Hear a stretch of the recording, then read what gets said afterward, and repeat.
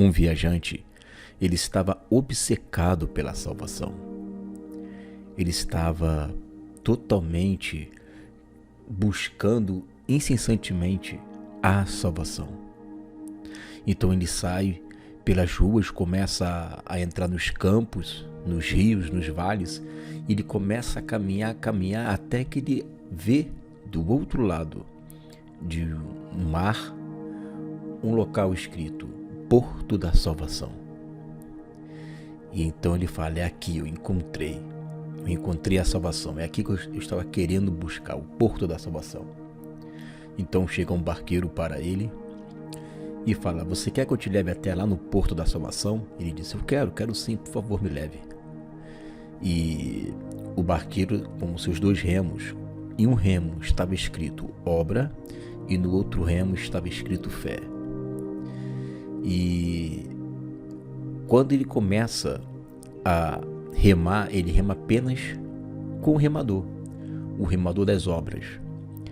E o barco não sai do lugar, começa a girar em torno de si mesmo, e de maneira nenhuma o barco ele segue adiante. Então ele pega o outro remo e continua remando com apenas um, mas agora com o remo da fé. Mas ele começa a girar novamente em torno de si mesmo, agora para o outro lado, e fica ali no mesmo local, girando em torno de si mesmo. Então ele vira para o viajante e fala: de nada adianta você querer chegar no Porto da Salvação se você não tiver a fé e não tiver a obra. Ou seja, não adianta nós buscarmos, mas se nós não temos os elementos para conquistarmos a salvação, porque isso não vem de vós, isso não é de nós, isso é um dom de Deus. E aí você pode me perguntar: bom, mas então o que eu vou fazer? Porque se não vem de mim, então não depende de mim. Realmente, não depende de você. Contudo, você conseguirá realizar todas as boas obras se Deus te der a fé para isso. Então, a partir do momento em que Deus te dá esse dom, você está agora apto a praticar tudo aquilo que Deus permitiu e desejou que você praticasse. Veja, por exemplo, em Tiago, no capítulo 2, no versículo 17, diz assim: assim também a fé, se não tiver as obras, é morta em si mesma. Não, ou seja, se você não teve a fé que Deus te deu, o dom da fé, se você não tiver, você não vai poder praticar as boas obras. Então, uma vez que Deus te deu a fé, que Deus te deu o dom do Espírito, agora você tem a capacidade de praticar as boas obras. Mas alguém dirá: tu tens a fé e eu tenho as obras. Mostra-me a tua fé sem as tuas obras, e eu te mostrarei a minha fé pelas obras. Mais uma vez, a importância de você coadunar a fé que você recebeu como dom gratuito e as obras que aí você vai começar a praticar por meio da obediência. No próprio livro de Tiago, no capítulo 2, agora no verso 19, diz assim: tu crês que há um só Deus? Fazes bem. Também os demônios o creem e estremecem. Mas, ó homem vão, queres tu saber que a fé sem as obras é morta? Porventura o nosso pai Abraão não foi justificado, olha aí, justificado pelas obras, quando ofereceu sobre o altar o seu filho Isaque? Bem vês que a fé cooperou com as suas obras, e que pelas obras a fé foi aperfeiçoada. Então você perceba mais uma vez que Deus te deu esse dom da fé, esse dom gratuito Deus deu para você. Mas Ele não te deu essa fé para que você pudesse simplesmente guardá-la com você. Ele te deu essa fé para que você fosse também justificado pela prática das obras. Como foi Abraão, como o próprio texto diz, que ele foi justificado pelas obras. Em Hebreus, no capítulo 11, a gente vai ver muitas das vezes isso. Pela fé, Abraão fez isso. Pela fé, Moisés fez isso. Pela fé, sempre pela fé, alguém pratica alguma coisa. Não adianta você dizer que tem fé, mas se você não tiver a prática das boas obras, a sua fé, ela é morta por quê? Porque ela não está gerando fruto. No versículo 23 diz: e cumpriu-se a escritura que diz: e creu Abraão em Deus, e foi-lhe isso imputado como justiça, e foi chamado amigo de Deus. Vede então que o homem é justificado pelas obras e não somente pela fé.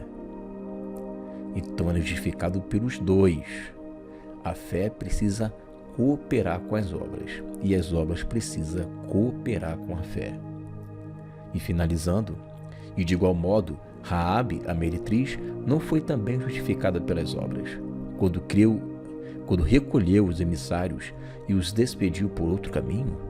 Porque assim como o corpo sem o espírito está morto, assim também a fé sem obras é morta. Então você perceba que existe sim a necessidade de estarmos buscando ao Senhor, não somente crendo nele, mas operando essa fé em prática de obras. Obras aqui é sinônimo de fruto do Espírito. Vamos orar. Senhor meu Deus, meu Pai, eu venho te pedir nesse momento, Senhor, que Tu venhas a nos dar força para podermos cooperar com a Tua vontade, Senhor. Nós queremos obedecer a Ti. Nós queremos, Senhor, sermos fiéis a Ti, Senhor, em tudo queremos ser fiéis, Senhor. Nos ajuda a trabalhar essa fé em nós, Senhor. A fé, ela só é aperfeiçoada mediante a prática. Sem prática não existe aperfeiçoamento da fé. Precisamos aperfeiçoar a nossa fé, Senhor. Nos ajuda a amar, nos ajuda a perdoar. Nos ajuda, Senhor, a vencer as tentações. Nos ajuda, Senhor, a sermos chamados, como foi Abraão, amigo de Deus. O amigo de Deus é aquele que cumpre a Escritura. O amigo de Deus é aquele que lhe obedece. O amigo de Deus é aquele que faz as obras da fé mediante a prática.